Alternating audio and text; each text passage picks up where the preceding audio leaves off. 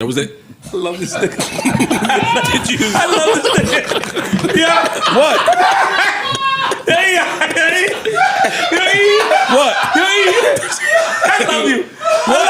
You're right. Let's get back to that. Oh man, A lot of what starts and what continues up here, whether you continue to make it worse, it starts from you and you presenting it and making other people feel comfortable playing into that. And your voice is so loud that the world is gonna now think that you are. You know that. Is that the only? What y'all are saying is true. Is that the only way that somebody could pick up on something up here? Hey, and welcome to Lena Listens. My name is Lena, coming to y'all with my thoughts and reviews about the JBP. All right, y'all, let's jump right into this Patreon episode titled The Matrix, that I was so shocked to receive.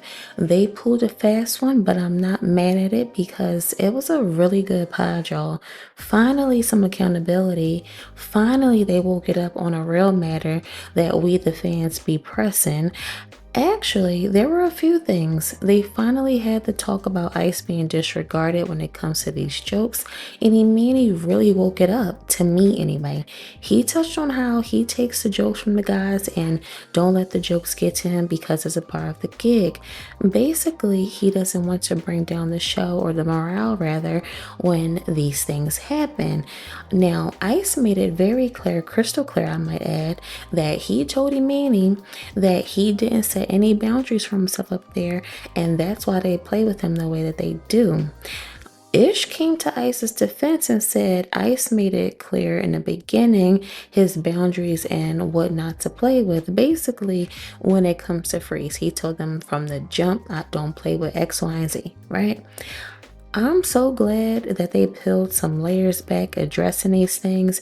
Emanny telling Joe about himself was extremely necessary too, because we can't sit up here and act like as the fans we don't see it happen in plain sight sometimes.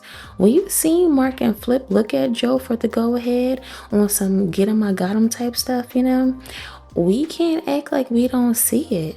It's not all the time, but it's happened enough to notice, and Emanny is right. The new folks won't play with him the way that they do if they didn't get the scoop or the ammo, if you will, from Joe. Because most of them are longtime friends. Joe definitely be the leader when it comes to these narratives, and then some of the cast and the internet do what it do best once said narratives are out there. I was definitely Team Emanny on this one, y'all. Say what y'all want, but Emanny be getting his stuff off. He has no problem saying how he really feel and address someone no matter who it is, because I definitely wasn't expecting him to pretty much say we can't joke with Ice like that without it getting serious. I wasn't expecting him to say to Joe basically that he's a puppet master behind the narratives and the jokes. Ish rode at Dawn for Emanny too. He was agreeing like a proud dad, y'all. He was agreeing with him, because if anyone know how Joe be acting up there and carrying it up there, it's Ish. All the time. And don't let Flip and Joe be seated next to each other. It's over then.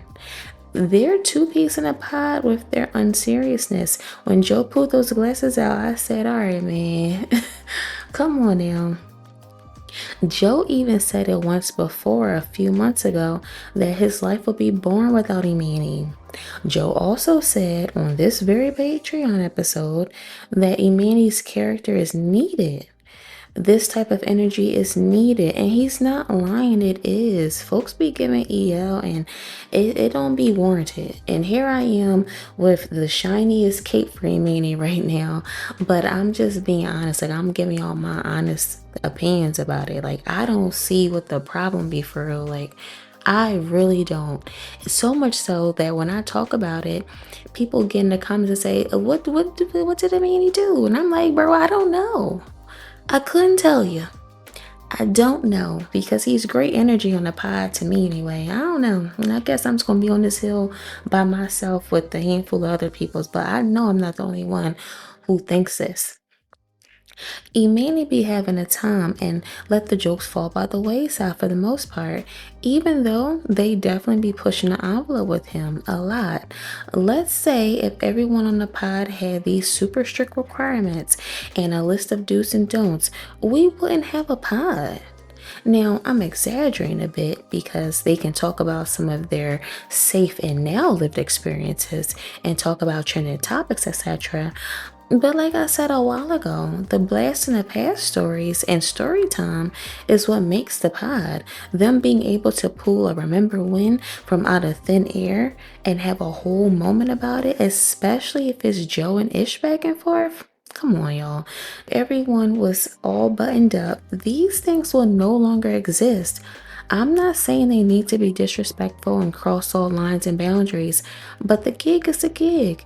And every one of them knew that, and they knew what type time it was from the jump. Or they learned rather quickly if they didn't know.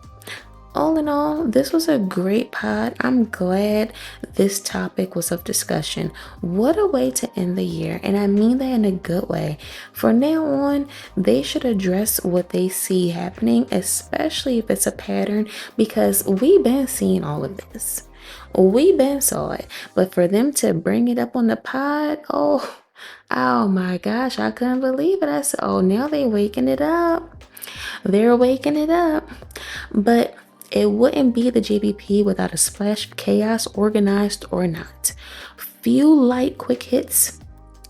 Flip pushed his visit to Ish's house back 20 more years because the way Flip blew up the spot about the Sade room at Joe's place was crazy. Crazy work. Like, dang. I know Ish was probably like, yeah, he's never coming over my crib with that chatty patty mess. Second quick hit, Emanny was a guest on 8 at the table. I honestly like seeing the gang do other pods.